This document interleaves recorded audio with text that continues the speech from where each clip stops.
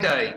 The sun is shining. Well, it is if you are in London, and I'm sure in other parts of the world as you wake up or potentially have a very late night. Welcome to Festival of Fridays from Festival of Media. This is our second such session where we're providing a bunch of masterclasses. The good news is you don't have to tune in for a whole day. It is literally 45 minutes to 60 minutes of your time, and it is pure education. That's what we hope.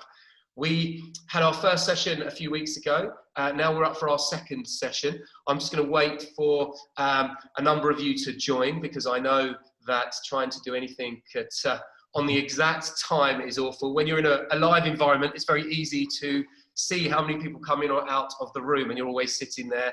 And I always annoy our planners by saying, let's wait 5 minutes, let's wait 5 minutes, and you throw everything out. So good afternoon, welcome to Festival of Friday. We are going to give you the option to ask Q&A as well, so don't feel like you have to sit there and sit on your hands. You can ask questions, you can write them in the Q&A function, which is at the bottom of your screen, where you have your virtual background setting, where you have muting your video, where you have stopping or starting your video. Everything is in there, so you can ask Q&A as we go along, and we will endeavour to answer those questions as we go along. We're very excited for today's speaker, and I think what you'll find is a session that makes you think, makes you want to do something more. I hope, that's what we're hoping for, and certainly make you kind of look at where your media is, what you're doing with your media, and how you're planning your media. So I will start again, because I know we've got some participants just come, so sorry for those that were very early, very punctual, on time. I can see the number of participants going up by the second. So you're going to see a little bit of this, but welcome to Festival Fridays, brought to you by Festival of Media. This is our new virtual seminars or masterclasses, which are designed to provide key education and knowledge based on the topics that global brands around the world have fed into us and continue to feed into us. So we have a really exciting session for you today. I have a brilliant speaker who is going to take you through something I really do believe that will be beneficial for each and every one of you. We all have issues within media, and I think the key thing about this session is, yes, it will touch on brand safety, it will touch on viewability, it will touch on subjects you know about, but we're not going to go into the basics. We're going to look at where we are as an industry now and the next steps, and more importantly, the steps that you can make to get further and closer to the things that you should be doing. So it is effectively an MOT of your media. And for this last month, something called Conscious Ad Month has been taking place, and it's been spearheaded by our festival friend and Festival Fridays friend, Jerry Daykin from GSK, who you all know. He is going to take you through a number of slides and a number of points all about Conscious Ad Month. And then at the end, we'll have a number of questions that I will generate here, and I'm hoping you as the audience will. So we are recording this session as well, so if you are uncomfortable with that, please let us know. I'm sure you won't be, because it'll be pretty cool. But it's wonderful to have you all, and without further ado, let's bring to the stage, like we would in the live environment, Jerry Daykin. Ooh, I have to clap myself in this environment. No, thank you so much for having me, Jeremy. I'm officially a Jeremy as well, so it's Jeremy's taking over today. Yeah, we really wanted to challenge you, and today is sort of the last day of this Conscious Ad Month thing that we're going to talk to you about, but it's certainly not the last day to sort of wonder or think about this. And yeah, it's exactly that. We would like to use this 45 minutes not to sort of talk about the basics of brand safety, which I'm sure many of you are familiar with, but to talk about how we elevate that and how we can do more as an industry.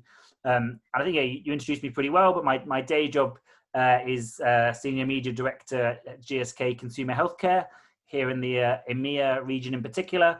But I like to wear many hats, one of which today is the Conscious Ad Network's Capability Director. Also part of the WFA Media Board, and I volunteer at an organisation called Outvertising. And I'm very, very passionate about the responsibility marketers have in terms of shaping the world around us. That's not necessarily kind of super woke purpose-based advertising. It's kind of some of the smaller ways that the content and the media and the decisions we make can have an impact. And so here we are. Everything is fine, you know. we're in this sort of interesting time in media, this sort of good place, you might even say, of new technology, new opportunities, really wonderful things going right, new ways of targeting, reaching consumers, fantastic opportunity. But I think we all know there's been a sort of mysterious dark underbelly, something deliberately or sometimes accidentally that's not always quite right about this. And without dragging ourselves down too far into the negatives, maybe things aren't quite as fine as we'd like them to be. Certainly, Consumer Trust, the Advertising Association, found out that, that advertising folks are the least trusted industry in the UK. We're below politicians, below bankers. There's obviously been a series of data breaches, privacy concerns, and other things that have led to that. There's been lots of great work done looking at the programmatic audits, stuff that the ISBA and PwC did. Been some many high-profile sort of front-page brand safety scandals, lots of caution and concern in the advertiser community about our supply chains and where our monies go. And ultimately, we've lost a lot of trust. We've also lost effectiveness. If you look at the work of Binet and Field, they show that advertising effectiveness has declined over the last few decades, despite all these increases in technology and wonderful new, more efficient, in theory, approaches. And IAB in the UK did a fantastic campaign calling "Don't Be a Clickhead." I know not everyone likes it, but it's challenging marketers. Are we really measuring the right stuff? And the unfortunate downside of a lot of that is that the whole rest of the system is being squeezed. It's quite hard to fund journalism. You have papers like The Guardian who are trying to find new funding models that require people to donate to keep them going.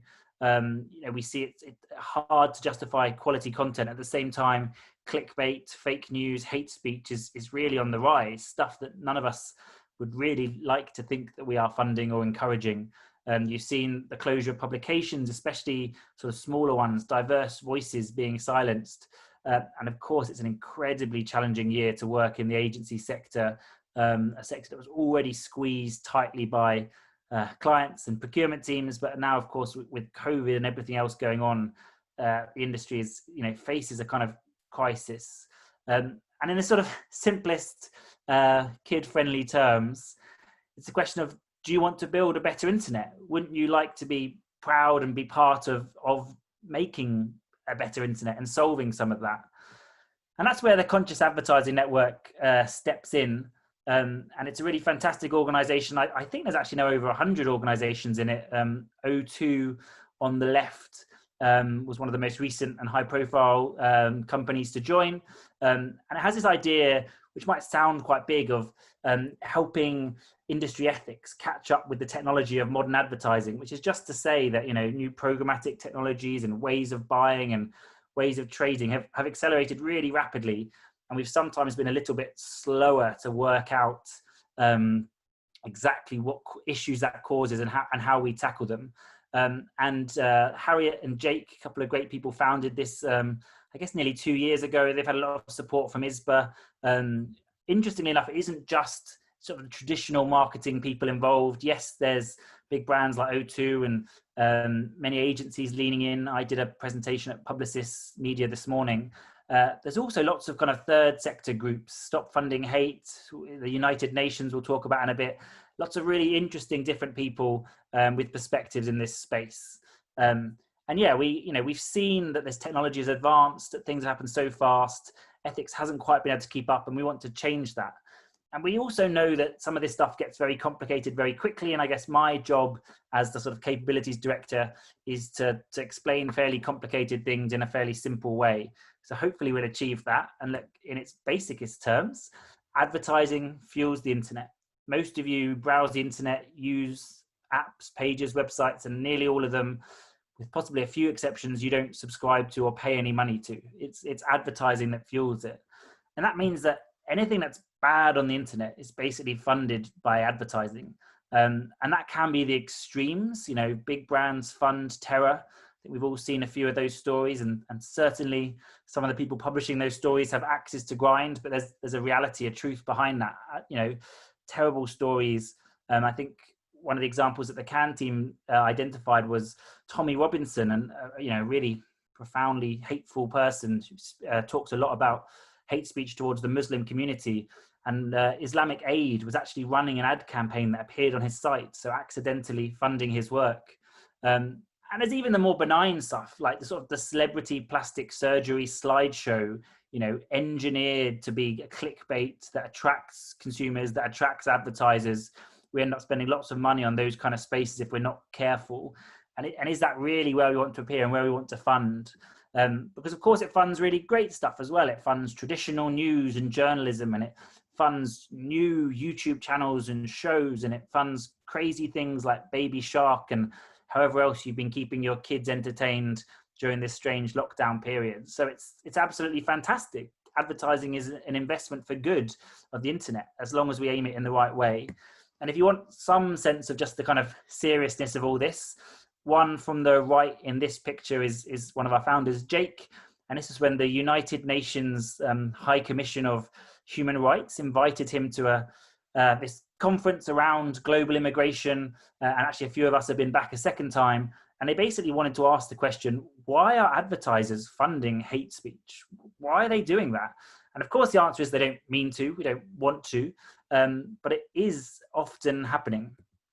And I sort of have this fairly unscientific ladder I sometimes like to talk to around this kind of journey we're on. And it's not an instant fix, but hopefully by the end of today, you'll think about stepping a little bit further along it with your brand and with the teams that you work with. There's of course the worst end of this ladder, where if you do nothing, if you just randomly buy digital media across the internet, the long tail, you're really putting your brand at risk. You're really putting the public at risk, and you're potentially funding all sorts of terrible and awkward things. I'd like to think none of us on this call would do that. Most of us have at least moved into kind of this idea of brand safety, where we put keyword lists in place, where we try and have site lists, where we try and protect us from some of that stuff. We'll come on to talk a little bit later, but I don't think that process is always perfect. Sometimes we think we're safer than we really are, or sometimes we block out things that we should be embracing. And it's also the start of the journey, because a celebrity plastic sideshow would still be very safe, arguably, but is it quality? Is it really where you want to be? How do we build an internet where sites which deliver better attention, higher quality audiences, get paid more for that because they drive more effectiveness? And then you move into suitability, and not just generally is a site okay, but for my specific brand, what's good, what's bad, what can I be near, where can I be more relaxed? And I guess there's sort of a higher state of consciousness when you really understand that what you fund shapes the internet. And so why don't you deliberately skew that to fund high quality content, to support channels and platforms who are creating more diverse and richer storytelling? And CAN as a whole has these 6 manifestos, and they've partnered with other organizations, JICWeb, Stop Funding Hate, a whole bunch of really great people. The Creative Equals team helped with some of the diversity and inclusion piece, for instance. And so around fake news, hate speech, anti-fraud, diversity, children's well-being, and informed consent. And if you want to get really serious, each of these manifestos has a paper behind it, has experts who would love to talk to you and help challenge you. We have a sort of an audit you can roll out of your current situation and what you could do better. And we encourage you to become a fully signed up member of the Conscious Advertising Network, which is free. And all you have to commit to is that you're going to try and monitor some of these things and commit to continual improvement. And none of us will ever be perfect, but we can move along this journey. But I guess, we need you all to do this. We need every company, every part of the system to help us move in the right direction. And not every company will be ready or willing or confident enough to sign up and make a public commitment and to make a big stand around this. And that's where I guess Conscious Ad Month came from, because it's not always about getting to a final solution. It's not always about solving the entire digital ecosystem in one magical click, but it's about doing the next right thing. What's the one incremental thing you could do more? What's one step further you could take? And we were inspired because certainly at the start of July, there was a lot of talk of advertisers about whether they would or wouldn't spend on certain platforms for fair enough reasons. And for us, the question wasn't, should we spend on one platform or not? The question was, how do we take that energy to really think about our entire media mix? And our simple challenge during Conscious Ad Month was to spend an hour just starts with an hour. If you're a brand, if you're an agency, sit down together and spend an hour thinking of what more could we do. And it was great.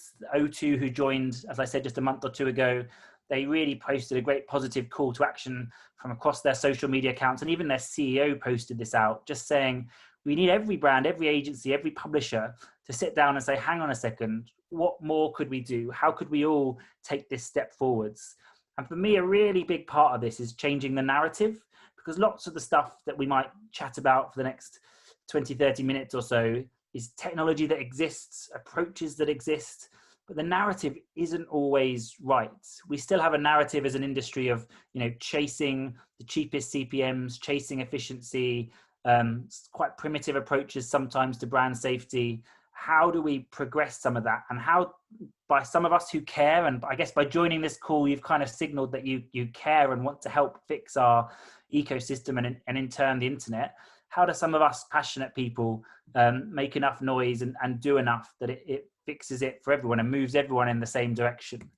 And so, this is by no means a complete set of challenges and questions and thoughts.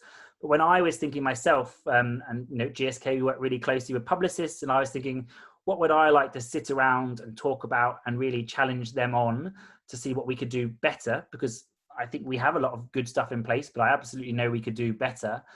These were kind of 10 questions that came to mind, and they are built on, yes, the 6 manifestos of Cannes. They're also slightly built on some of the work of the Advertising Association around trust and some other good people out there. And it's not a definitive list, but for me, this is a thought starter, and you could take all 10 of these or any of these, dig into them with your partners. And I think you'd find there were things you could do differently, think differently, act differently, that would change your media approach.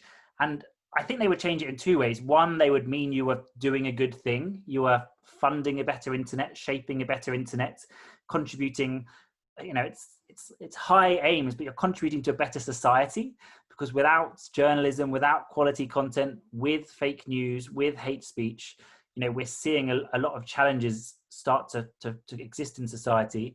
But honestly, it really works for your business, for your brand as well. Certainly as a brand advertiser, I know when I used to work at Diageo, we did a lot of work to clean up our supply chain, to move to a trusted marketplace approach.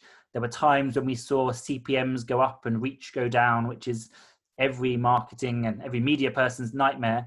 But pretty soon afterwards, we saw increases in effectiveness and stronger brand results, because we were moving to quality and we were paying rightly for quality. I think there's a challenge if you're a performance advertiser. I think performance advertisers often a little bit more willing to look away from some of these challenges, because as long as they get the conversion and as long as they stay competitive, they're happy. That's a slightly sweeping generalization, but I would definitely call on people working in that space as well to think, what are the right steps they can take to make sure that they're doing the right thing. So Jeremy, I think we just kind of wanted to talk through some of these and welcome any questions from the audience on what's up here. But I'm happy to talk to any of these. Okay, wonderful, Jerry. What a great overview! Fantastic. That's a really in-depth look there at kind of where we are and what we can do as an industry. The good news is the questions are starting to come through, which is wonderful. So keep them coming, audience. In the meantime, just to warm you up so you don't feel embarrassed, don't worry, I'm not going to read your names out. I will ask a few questions off of the top of what you've just gone through, Jerry. I think this 10 points is certainly something that everyone here is probably taking pictures of now on their telephones.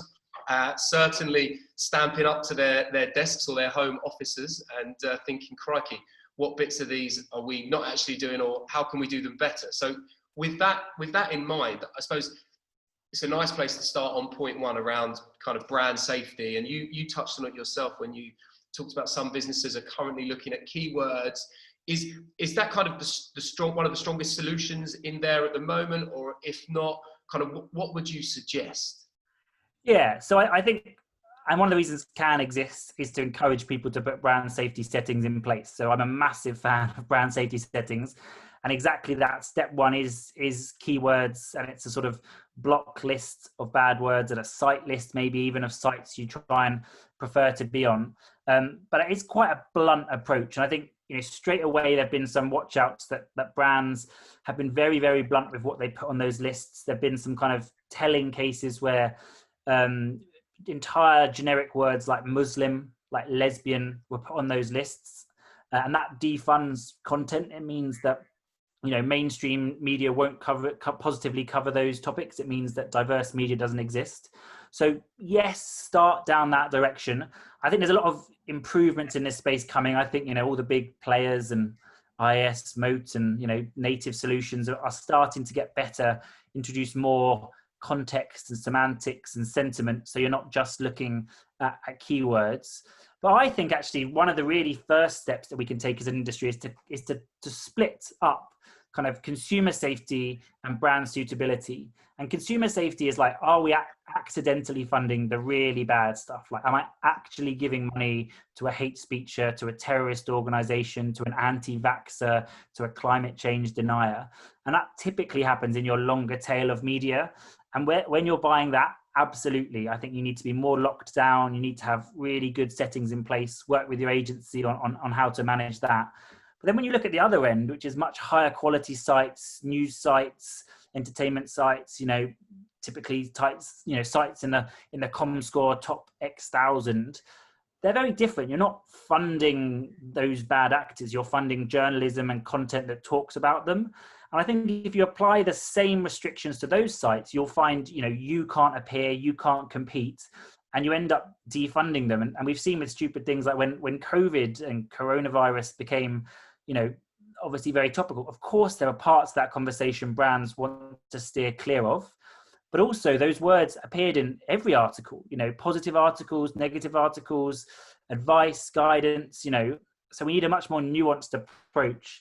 And I think we need that because otherwise we're being very, very strict. Like the way we approach brand safety in print news, on TV is very different.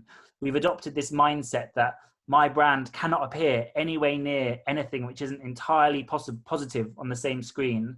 I'm not sure that's really how consumers think. We need to find a fairer balance that protects from the worst stuff, but still allows good quality discussion and journalism to cut through. And I suppose like that, getting the consumers involved is obviously key, right? Understanding the type of content they want, where they are, where they read. That is one of the key issues there, right? Yeah, and I mean, there's two sides to that. So one is there's been relatively little research done on whether consumers really think ads and placements link up with brands, but there is some evidence that they do. But yeah, more than that, what's the positive opportunity? We talk a lot about the bad stuff and avoiding hate speech and avoiding bad stuff, but those same technologies move you into kind of contextual targeting and appearing in really the right places to the right people. Because I think there's also a bit of a mindset of the internet. It doesn't matter where we appear, as long as it's the right person at the right time. I think it really does matter where we appear, and some of these tools and the ability to focus more on context and listen to consumers and the kind of content they want to see and want to be near is really critical. Yeah, absolutely. And I think that's something that people need to. I also worry that sometimes, you mentioned it earlier, we'll put together a list of words. Those words will just kind of cut out everything that will be quite radical, actually. It's more, and I think that's what CAN is set up to do, is actually to get people to sit back, take a think, and not jump at the first thing and go and fall, but actually think about it, intellectualize about it, and then put forward a solution, right? Yeah, and we have a bunch of people within CAN, like a number of NGOs, some of whom are helping spot the next bad thing. Like, maybe as an advertiser, you hadn't thought of climate change denial as a massive issue, but you probably have if you're a big advertiser, you probably have a big positive outward going statement about sustainability and tackling climate change. And do you realize that your media is accidentally funding stuff that's counteracting that, especially as we move in towards, the follow up to the Paris climate change agreement, that only increases. So it's exactly that. There's an opportunity, and CAN has people who can help identify and spot those, bad new things, but they also have people who can help you with that nuance to help you understand some of the different communities and different people that you might be excluding. But we're not the ultimate experts on everything. We're a voluntary group trying to agitate and push you to do more. And I think a lot of the time, if you ask your agencies, if you ask your partners, they can help you answer these questions too. You just have to start asking the questions. And asking the right questions. The right questions, yeah. Yeah, and I think you touched on it there. Is that key? I think is collaboration, because it's not, yes, the advertisers can drive it, but you also need the media owners, the agencies, the tech partners. You need everyone to kind of come together and sing off the same sheet, as it were. Yeah, and I mean, the reality of our industry is kind of brands sit at the top of the supply chain, so you need them to start asking these questions. But it's a great opportunity for agencies to be proactive and turn the tables. Sometimes agencies get a bad rep for sort of encouraging this murkiness. I don't think they really want to. So, take this step forwards and bring this to your clients and challenge them. And similarly, if you're a publisher, I know a lot of publishers have struggled with the sort of the rise of programmatic media and how they build a model that works. Well, there needs to be ways of tackling this, of reassuring brands that they won't appear alongside the worst content, because all advertising is paused around, breaking news, but showing them that, you've got really good labeling of context, really, new ways of making it easy for advertisers to appear alongside the good stuff. Everyone can play a role. I think so. And I think that's the important thing. So in terms of where we are now as an industry, when we look at suitability, when we look at consumer safety, what should be the next immediate steps? What should we do to kind of progress now, to make progress? Yeah, I mean, I think if you don't have a lot of settings in this place, then you're definitely behind the industry. So make sure you put the basics in place. But I think it's becoming complicated to decide what is the bad content and what is the stuff you need to follow. And I think the next steps for me I would recommend this kind of this 2-speed approach, and really thinking about, and it blends with some of the other points as well here, but having a really strict approach to a longer tail, but working out how we don't block the quality. I think that the third point here as well, like diversity and representation, I think it dovetails into that, because as I've said, a lot of keyword blocking can really limit voices in that space. It can stop brands from appearing and positively supporting. And obviously with everything that's happened in the world this year, with the Black Lives Matter movement, a lot of brands really wanting to stand up for those communities. Well, if you go into your settings and you find that you've got lots of keywords that block and make it really unlikely that you will appear alongside content talking about the Black community or content talking about the gay community, how do you find that balance? And actually in that space, maybe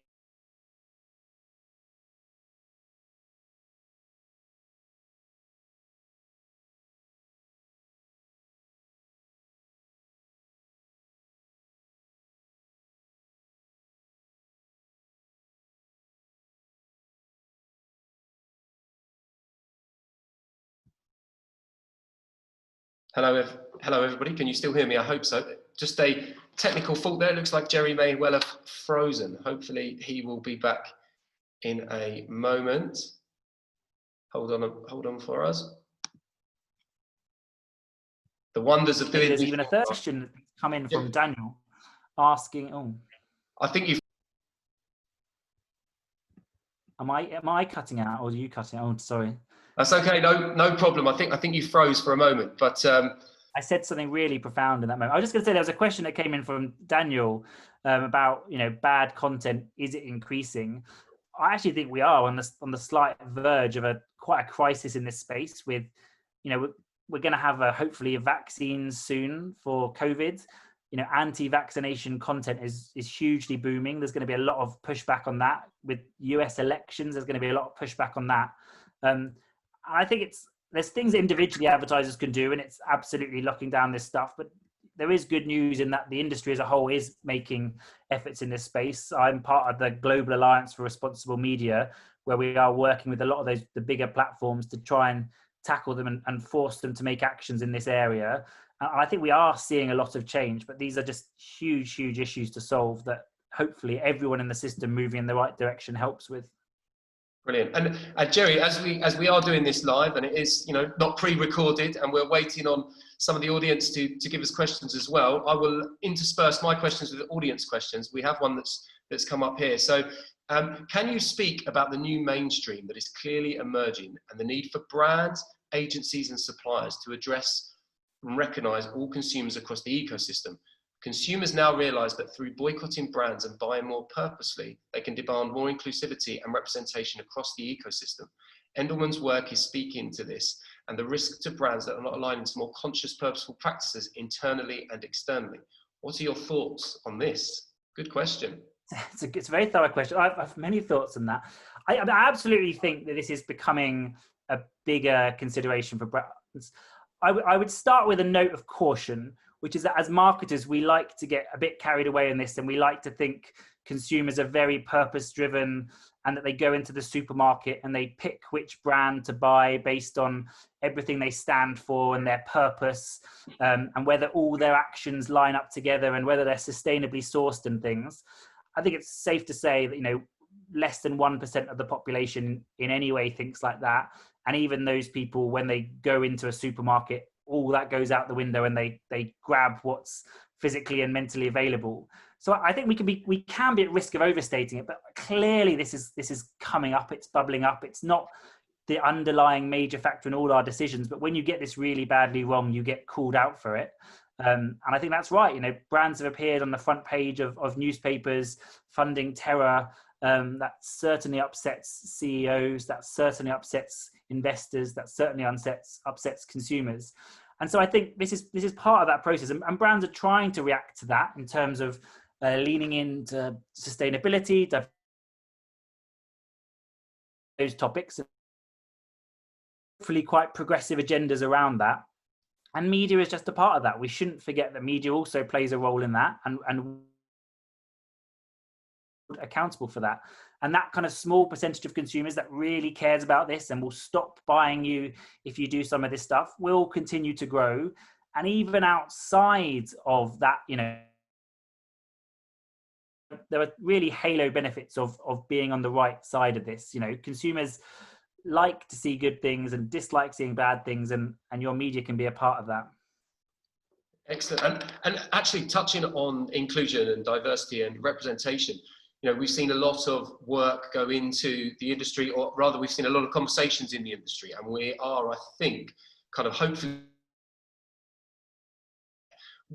how far away do you think we are as an industry where it comes to inclusion and actually creating purely inclusive campaigns, from the kind of ideation to the team that work on them to the actual campaign itself at the end result? Yeah, I mean, one of my many hats is I'm one of the WFA's diversity ambassadors. If you want a blunt answer, we're a very long way away from that entire thing. There are bits that we can move faster on. Like as an industry, we can move much faster at, showing better representation in our adverts, at better mix of consumers. That's something that we could frankly, if we really tried, fix in a year. The kind of, are our teams truly representative? Do we have the representative viewpoints and opinions that make that stuff come naturally? I mean, we don't have to force it. No, absolutely not. Even this call, it's two lovely white middle-class men chatting around how we make the world better. That's not perfect, but it is what it is. And I think there's a lot more to do there. And and that happens, you have people in you almost certainly have really diverse and fantastic people in your business. So make sure they have a fair chance. But, it's a bit of a get out clause, but we also know that there aren't enough people from different backgrounds, different mindsets in our industry at all. And we really need to work right from the start to create pipelines to bring them in. I know in the UK, right at the moment, like the Brixton Finishing School is this fantastic organization that trains up people from unexpected backgrounds and helps them get started in media and marketing. And they're really struggling to get funding and placements that they need to run a bigger course. Yet the whole industry is talking about that. So yeah, put your money where your mouth is and support some of that stuff, because there is still a long way to go on that front. Yeah, and I absolutely agree. I think that is the key thing. There's a lot of talk, isn't there? But there is a long way to go. But it doesn't mean you have to make big dramatic steps. It's progressively. I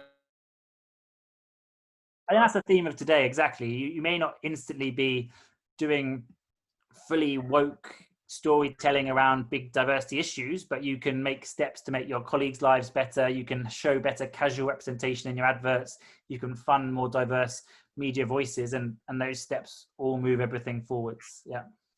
And thank you guys for keeping this chat coming as well. I've got a whole bunch of questions here, but I won't bore you with all of my questions. We've got some more from the audience here, Jerry. And actually moving over to point 7, which is about the formats and trying to eradicate the hate stuff in there. Someone who very politely came in a little bit late, which is very nice. Thank you, Simon. But he has a question, and it's user-friendly formats. Is that in respect of UX and that experience, or more interaction, inclusivity? Just want to know what context. Yeah, as a challenge, I lifted it and shortened it somewhat from the Coalition for Better Ads, which is a group of people really championing better ad formats. And I think they come of different backgrounds. One of them is sort of to do with UX and truly awful ads. I mean, we see less of them nowadays, but like pop-up ads and really disruptive ads. There are still websites you can go on. It's a bit cool to call them out. Mashable is one of my favorite websites from kind of a content perspective, but honestly, trying to read the story amongst the adverts is a battle in itself. And how do we get balance in that? And they encourage, proportional scaling of adverts. They encourage, skippable adverts where consumers only have to watch a couple of seconds and then they can move past them, etc. But I think it does move into sort of other areas of inclusivity that often as marketers we don't think about. But like, are our adverts accessible? Do we think about, if we're using video and voice, and often it's in a sound off environment, or potentially audience has hearing issues. Do we use subtitles? Do we build websites that are truly accessible? There are some good accessibility standards out there on the internet. I don't know if many brand sites really tick them, though I know that we at GSK managed to produce the first arthritis approved website for one of our brands. So you can definitely push this in unexpected directions. But yeah, it was about really encouraging advertisers to put more of their money into kind of what are positive user experience ads, rather than, because some of those negative ads, like if you force people to watch video or you force people to stop, you can get better KPIs, you can get better viewability and better numbers, but you really need to kind of balance that with quality advertising. And I think, yeah, some of the Coalition for Better Ads team could explain themselves better than I could, but happy to call them out because I love what they do. Brilliant. And I think they like that. Neil is very appreciative of that. Thank you, Neil. It's good to know that everyone is engaged so far today. There's a really interesting point on where we were there on point 7 in terms of templates, and you're absolutely right. The experience of the consumer when they turn up on these sites. Is this a case of actually, driven by the advertisers? It's worth them sitting down with some of these sites that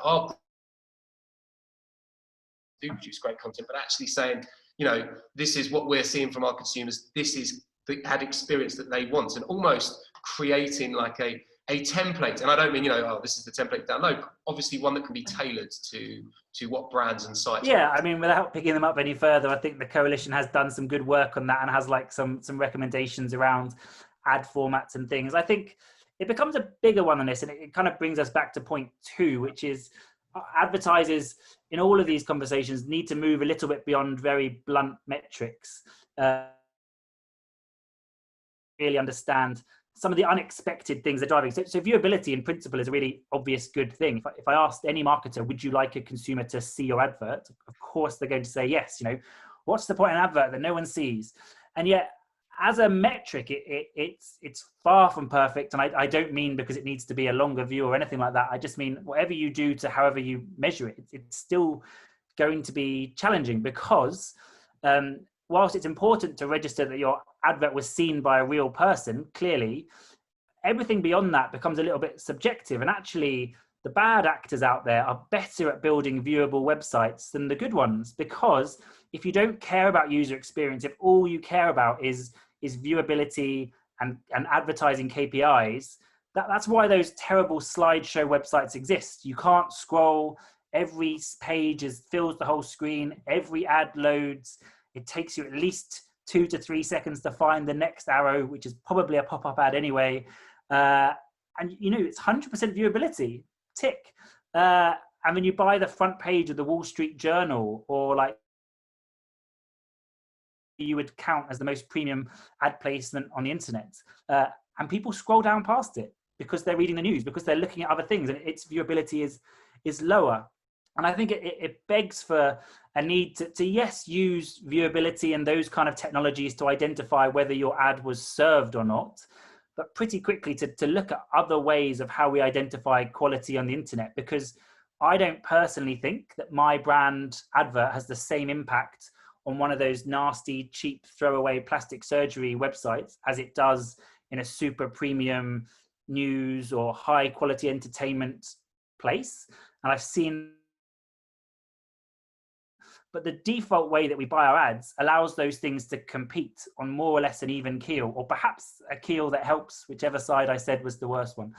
And so, yeah, how do you bring more aspect? And there's some work around like attention, and there's like the Attention Council, Karen Nelson Field, pushing not just viewability, but amount of screen real estate you have, the attention the platform's getting. But I also think there needs to be something around context and quality. And you know, when we look at our TV, when we trade TV, when Ubiquity or whoever you work with comes in and looks at your TV, they don't just tell you whether you hit an audience. They tell you, you know, which networks you appeared in, like your place in break. They look at quality as well as quantity, and viewability is not a good view of quality in the digital space. It's a baseline. I don't have a silver bullet. I keep asking people to find me one, but I think we need to move more on in that space. Maybe I'll get a few in-calls now giving me some silver bullets. I definitely hope so. I think you've you know, certainly kind of put the cat amongst the pigeons for a long time now. The industry's of viewability. You're absolutely right, and I love the fact that you suggest it is the baseline, because you're absolutely right. We should be building blocks on top of that, which makes I mean, I don't disagree with the industry's desire to be able to trade on it and things like that. I just think it's a starting line that doesn't solve everything.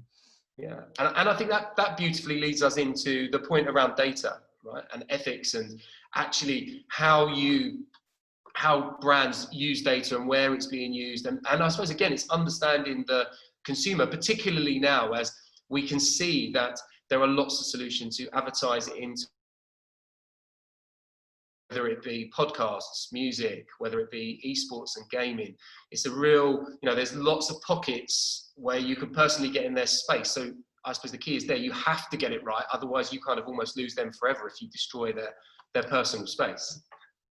Yeah, I mean, the data point I put here was literally like, I'm getting to point 8 and I've only got 2 points left. So let's put every buzzword I can think of data together in a pot. But I think data ethics sums it up in a way, and the WFA has just published a new report on data ethics, and it's interesting for me to sit in some of those sort of global media conversations, and sort of the WFA media board often has all these very progressive conversations about how we use data and targeting and push forwards.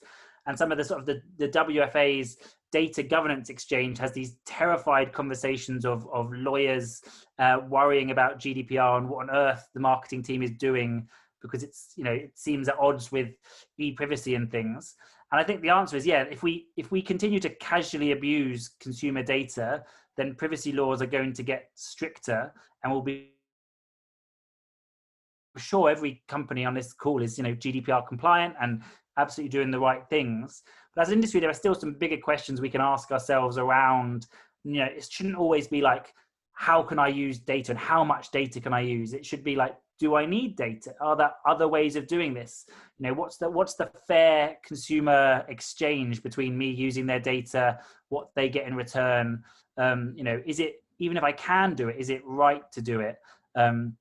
Lots of things to explore. I mean, I think if you were to say that, you know, the future,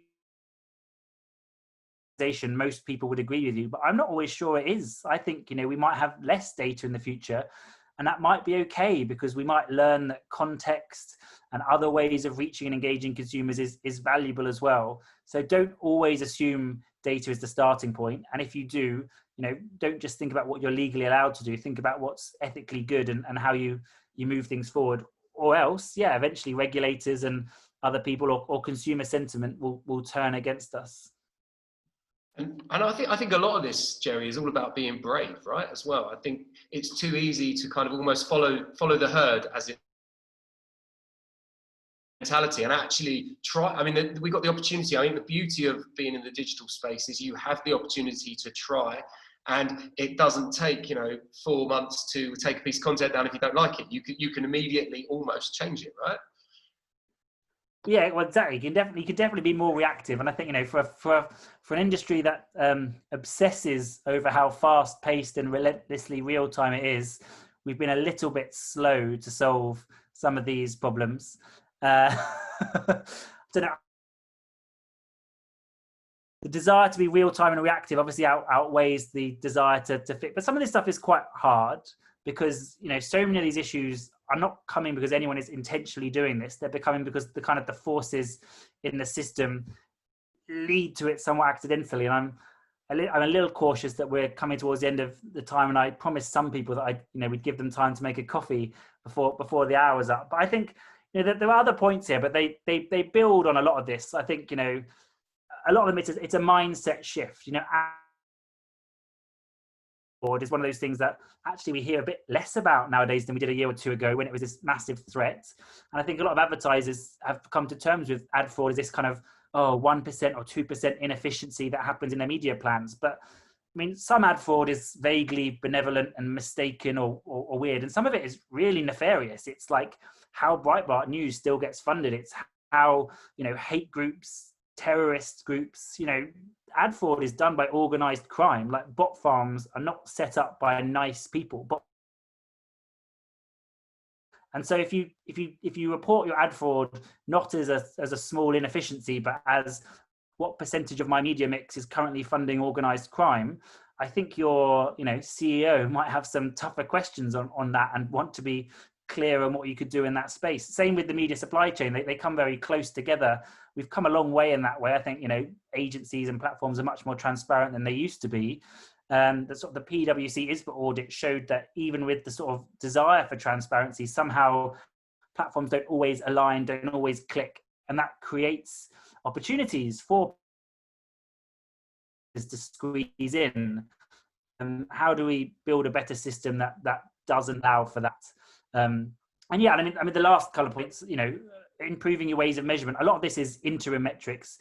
As kind of measurement, and as a brand advertiser, it's often quite difficult to measure the short-term impact of some of your work. But viewability and some of these things would move to the side if we could truly measure effectiveness. And when you do find that quality is worth paying for. And I think the last, drive the whole industry forwards. I think nothing on this chart here is that we couldn't do with our partners today if we wanted to, but we need more people asking these questions and talking about it to move the whole industry forwards and to start having some different conversations about kind of what we want to trade on, what we want to talk about. But if that whole 10 list is like massively overwhelming and terrifying, I mean, just pick one and have a chat with your agency, and you'll have taken the next right step and moved in the right direction. That's actually what I was going to say. It's you're not asking everyone to do all 10 points at the same time. Actually, is taking one of these, stopping, looking, thinking, and coming up with a new solution, which will put you in a good space. Before we leave, there is another question which I feel really bad because this person was the first question, and I kind of saved it because I was hoping to find that perfect segue. It is, if my company would make one positive change tomorrow, what should that main focus be? And I felt that was a beautiful question from the audience to end on, because it's a nice positive. It is. Yeah, it's a great one. So Jeremy, but is number one for a reason. I think it's the very heart of why CAN sets up and it was existed, and that is to say that ultimately advertisers funding the wrong stuff is a huge issue. It's about to become a bigger issue as we go into, as I said, the COVID crisis continues, as we go into elections and healthcare. And I think, really having a deep dive with your agency team, I'm sure you have brand safety settings in place, but have you had advice on kind of what some of the new, perhaps, it's called the Great Recruitment. I don't know. There are some weird words. I had no idea they were to do with kind of extreme right-wing movements, but they are, and some of the CAN people have helped us identify those. And so I think that's the lowest hanging fruit. The biggest change I think we need to move as an industry is some combination of kind of 1, 2, and 6, which is this idea, you know, bombardment and having too many ads on a website is caused because advertisers don't give enough thought to kind of quality. And somehow we have to move the conversation on so that advertisers learn that, you know, fewer adverts in higher quality spaces can be better than lots and lots of spray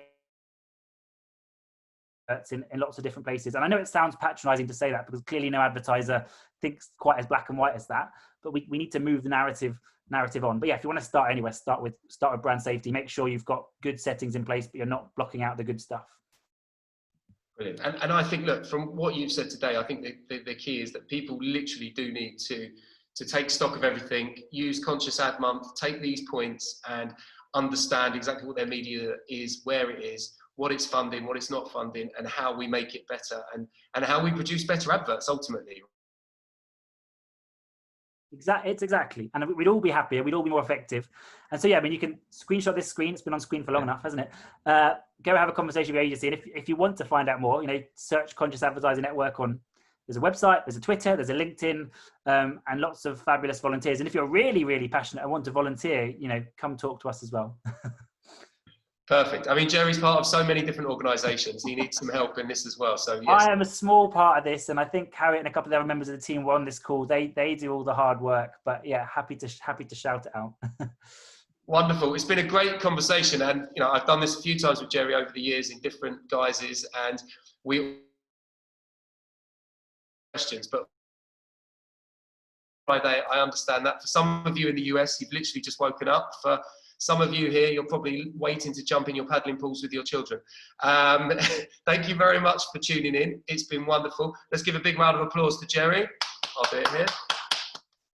There was thousands there, Jerry. That was the noise of thousands. Yeah, thanks everyone who joined. I think, yeah, just putting the time in today is a really big step. It shows you care and want to make a difference. So brilliant. And I think it was absolutely brilliant content, and certainly left the audience with lots to think about. And that's finally for me to say thank you to Jerry once more. And I hope to see you all next week, where we've got a little surprise. We've got a brilliant conversation looking into the future of where we see the industry over the next 5 years with a couple of brands. I won't spoil it for you now, but stay tuned. We will release more details on Monday.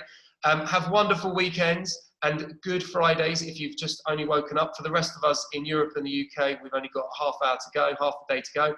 But thank you very much, Jerry. Thank you.